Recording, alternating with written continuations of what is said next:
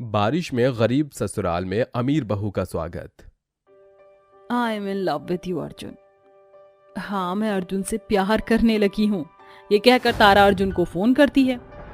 अर्जुन, मैं तुमसे मिलना चाहती हूँ। क्या आज शाम को तुम मुझसे मिल सकते हो? ठीक है तारा। तो फिर आज शाम ठीक 7 बजे मैं कॉफी शॉप में तुम्हारा इंतजार करूंगी। तारा महंगी सी ड्रेस पहनकर अर्जुन से मिलने जाती है। बोलो तारा, तुमने मुझे यहाँ क्यों बुलाया है? तारा मॉडर्न अंदाज में अर्जुन को फ्लावर बुके देती है और अपने प्यार का इजहार करती है। Arjun, I am in fall in love with you. मुझे तुमसे प्यार हो गया है और मैं अपनी पूरी जिंदगी तुम्हारे साथ बिताना चाहती हूँ और तुमसे शादी करना चाहती हूँ। प्यार तो मैं भी तुमसे करता हूँ तारा, मगर कहाँ तुम इतनी अमीर हो और मैं गरीब। तुम मुझ गरीब के साथ खुश रह सकोगी? अर्जुन, मुझे तुम्हारे प्यार के सिवा कुछ नहीं चाहिए। तुम मुझे जहाँ रखोगे, जैसे रखोगे, मैं रह लूंगी। तारा के मन में अपने लिए इतना प्यार देखकर अर्जुन उसे गले लगा लेता है। I love you Tara. Thank you so much जो तुमने मुझे गरीब से प्यार किया। I love you too Arjun. मैं आज ही घर जाकर डैडी से हमारी शादी की बात कर लूंगी। तारा खुश होकर गाते हुए दरवाजे से घर के अंदर आती है। ऐसा कोई मुझको पैसा दिया जिसे देखकर मैं भूलूं सारी दुनिया। ऐसा कोई मुझको पैसा दिया जिसे देखकर मैं भूलूं सारी दुनिया। वो अजनबी, वो अजनबी, वो अजनबी। तारा, किससे मिलने गई थी तुम? और ये मैं क्या सुन रहा हूँ? तुम किसी गरीब से इश्क लड़ा रही हो? डैडी, अर्जुन बहुत अच्छा लड़का है। वो मुझे बहुत खुश रखेगा। ये तुम नहीं, तुम्हारे सिर पर चढ़ा प्यार का फितूर बोल रहा है। तारा, मैं किसी ऐरे गहरे गरीब फटीचर को अपना दामाद नहीं बनाऊंगा। तो फिर ठीक है डैडी, मैं जा रही हूँ अपने अर्जुन के पास। अपनी बेटी को ऐसा जाता देखकर रंजीत कहता है। एक बार फिर सोच लो तारा, उस फटीचर से शादी करके तुम्हें गरीबी के सिवा कुछ भी नहीं मिलेगा।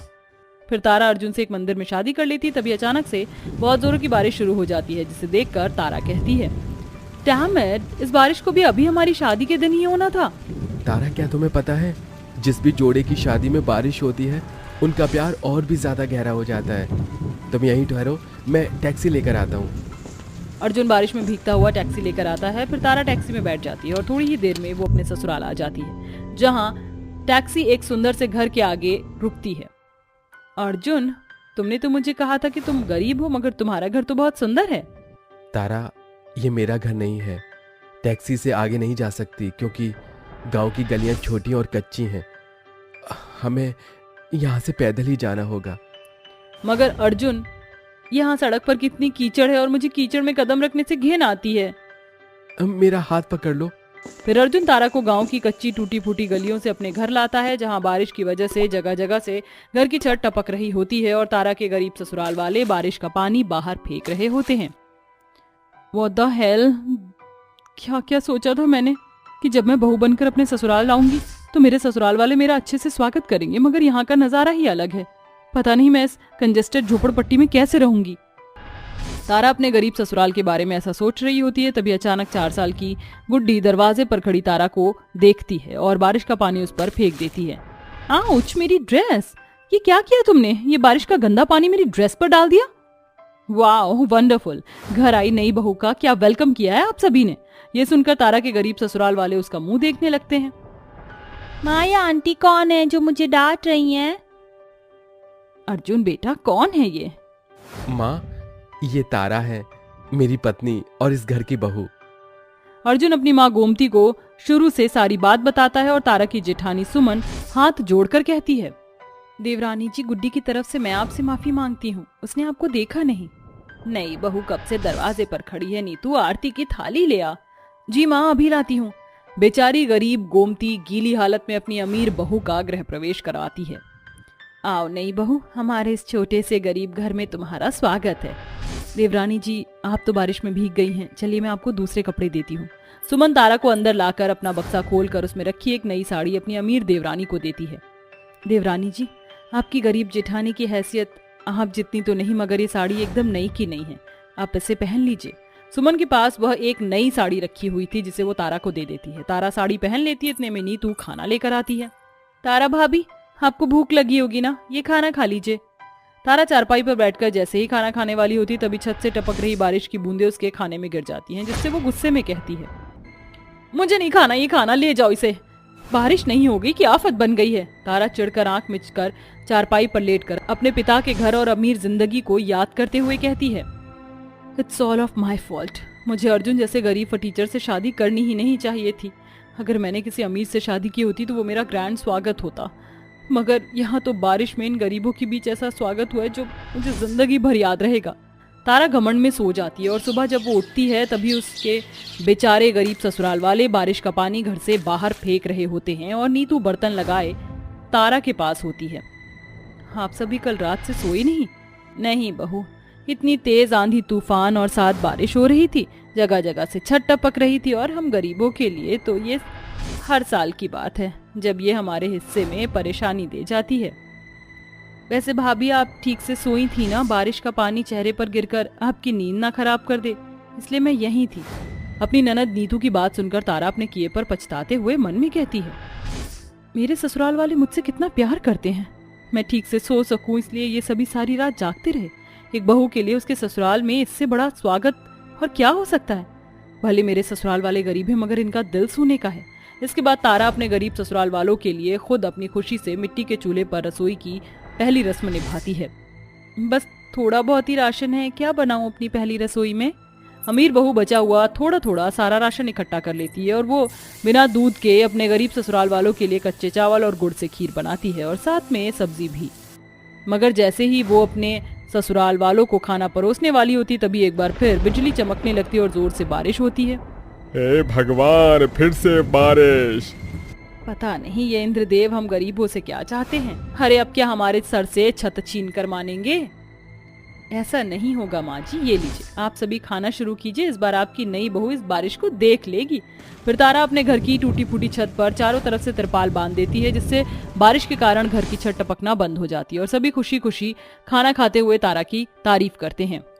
क्या बात है नई बहू, क्या स्वादिष्ट खाना बनाया है तुमने। इस आलू की सब्जी के साथ गर्मा गर्म पूरी खाकर मन खुश हो गया। दादाजी, सबसे स्वादिष्ट तो नई चाची ने ये गुड़ वाली खीर बनाई है। सचमुच बहू, तूने खाना बहुत अच्छा बनाया है। शुक्रिया माँ जी। थैंक यू सो मच तारा।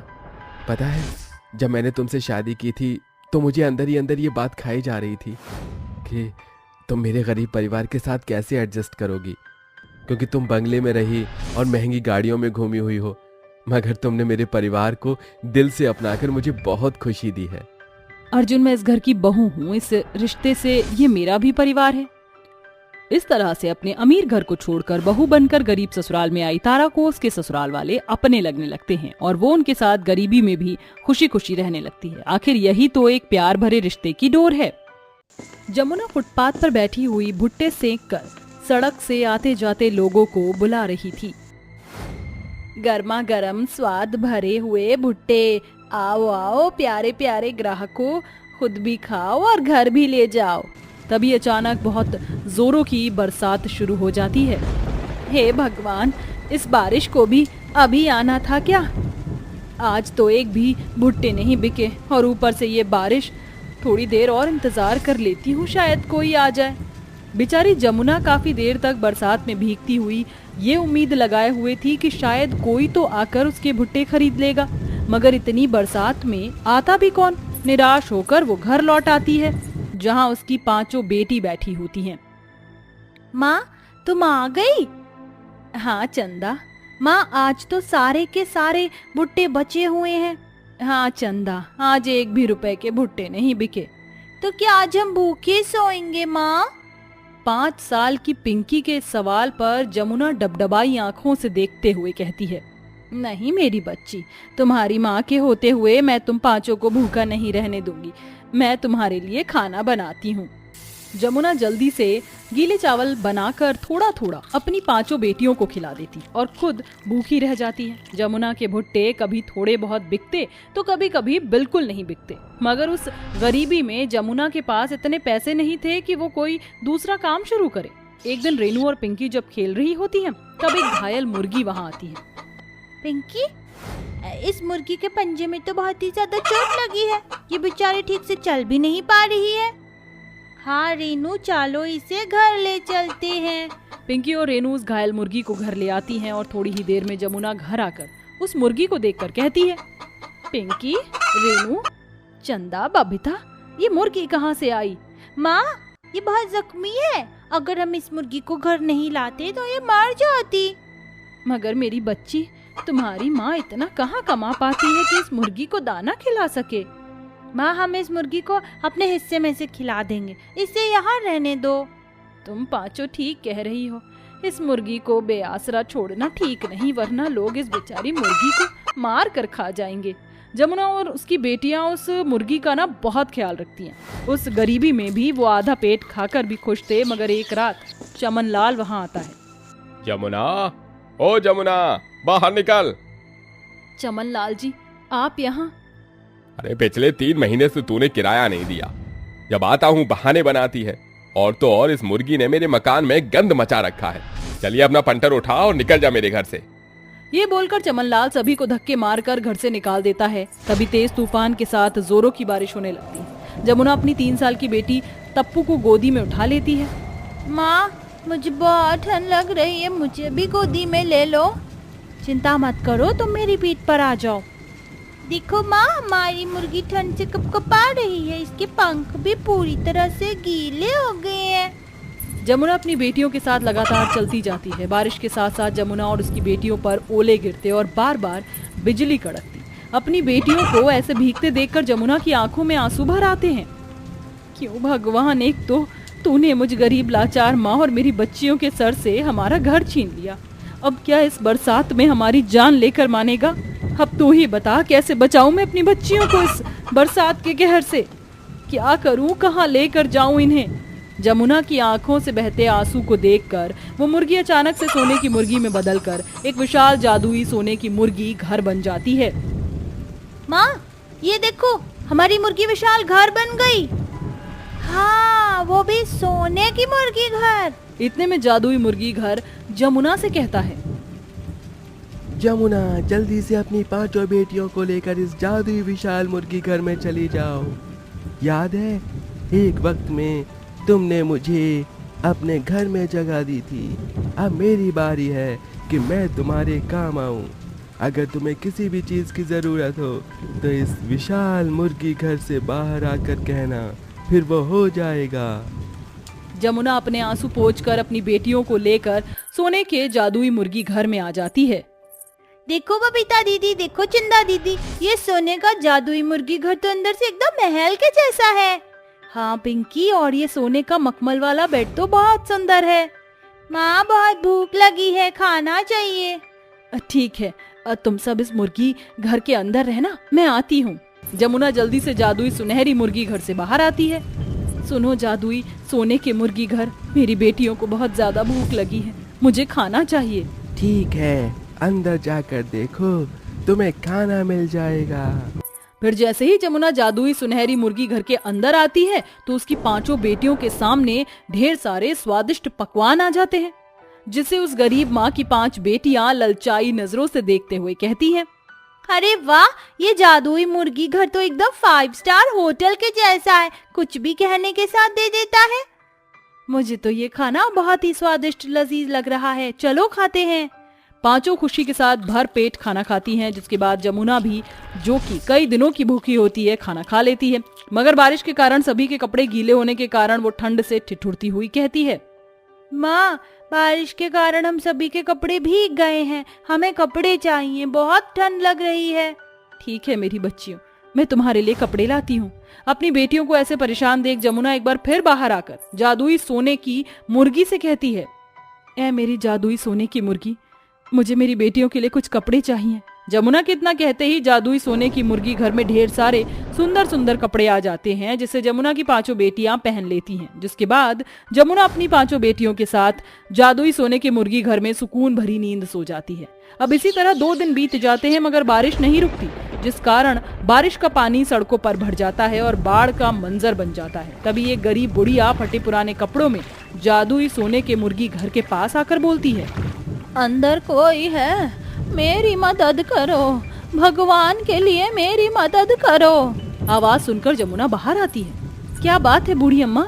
क्या बताऊं बेटी, इस बरसात के कहर ने मुझे गरीब बुढ़िया से मेरा घर छीन लिया। तूफान के कारण मेरी झोपड़ी ढह गई, मेरे पास रहने के लिए कोई भी ठिकाना नहीं।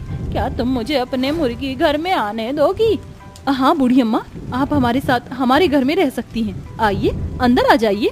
जमुना और उसकी पांचों बिटिया मिलकर बूढ़ी अम्मा का बहुत ख्याल रखती हैं कि थोड़ी देर बाद एक भिखारी भी वहाँ आता है और जादुई सोने की मुर्गी घर की सीढ़ी पर चढ़कर जोर जोर से दरवाजा खटखटाने लगता है। दरवाजा खोलो, क्या कोई अंदर है जो मुझे सुन रहा है? अरे मुझे भी अंदर आने दो। आप कौन हैं? बेटी, मैं गरीब भिखारी हूँ। फुटपाथ पर रहता था, मगर बारिश के पानी के कारण सड़क फुटपाथ सब कुछ डूब गया है। कुछ भी नहीं बचा। मुझे अपने इस मुर्गी घर में थोड़ी सी जगह दे दो। बारिश थमते ही मैं अपने लिए कोई और दूसरा ठिकाना ढूंढ लूंगा। कोई बात नहीं काका, आप अंदर आ जाइए। हर एक पल के साथ बरसात जैसे जिद्दी बच्चे की तरह और भी ज्यादा तेजी से बरसती ही जा रही थी, जिस कारण पेड़, खंबे, सब कुछ सड़कों पर इधर से उधर गिरते होते हैं और एक के बाद एक बहुत से बेघर हुए गरीब लोग जादुई सोने की मुर्गी घर के पास आकर मदद मांगते हैं। जमुना का जादुई सोने का मुर्गी घर लोगों से पूरी तरह भर जाता है। माँ, अब तो हमारे जादुई सोने के मुर्गी घर में जरा भी जगह नहीं बची और ये पूरी तरह से लोगों से भर गया। मुझे डर लग रहा है कि कहीं हमारा घर टूटेगा तो नहीं। नहीं चंदा, जो दूसरों की मदद करते हैं उनका कभी बुरा नहीं होता। इतने में अचानक जादू से जादुई सोने का मुर्गी घर और भी बड़ा हो जाता है और थोड़ी ही दिन बाद बारिश थम जाती है और सब कुछ पहले जैसा हो जाता है, जिसके बाद सभी लोग गरीब जमुना के जादुई सोने के मुर्गी घर से जाने लगते हैं और जाते जाते जमुना और उसकी पांचों बेटियों को खुशहाल अच्छी जिंदगी की दुआएं देकर जाते हैं। अब जमुना अपनी बेटियों के साथ जादुई सोने के मुर्गी घर में अपनी छोटी सी दुनिया शुरू करती है और खुशी खुशी रहती है।